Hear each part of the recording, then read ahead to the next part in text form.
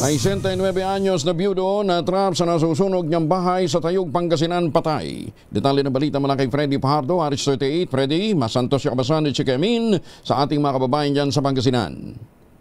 Masantos siya kabasan, Kuyang Angel. Hindi na umabot ang buhay sa Eastern District Hospital sa bayan ng Tayug ang isang 69 anyos na biyudo matapos itong hindi na nakalabas sa nasunog niyang tahanan. Batay sa ulat ni Tayug ay si Chief of Police Major Romil Cakayan, naganap ang sunog sa bahay ng biktima sa Barangay Poblacion alas 4 ng madaling araw at nabatid sa kapitbahay nito na nagising sila na naglalagablab na ang bahay ng biktima na mag-isa lamang ito sa kanyang bahay. Agad silang tumawag ng bumbero at tinangkapan nilang tulungan ang biktima, subalit hindi na nila kayang pasukin ang tahanan dahil sa tindi ng lagablab ng apoy. Naging mabilis ang paggalat ng apoy dahil sa gawa ito sa light materials. Nakaresponde agad ang Bureau of Fire Protection Tayug, subalit tupok na ang bahay at wala namang nadamay ng mga kapitbahay sa naganap na sunog na sa ngayon ay inaalam pa ang pinagmulan ng sunog at halaga ng tinupok ng apoy. Mula sa Action Radio Pangasinan, ito si Freddy Pajardo, Aris 38, nag-uulat para sa DZRH Una sa Pilipinas.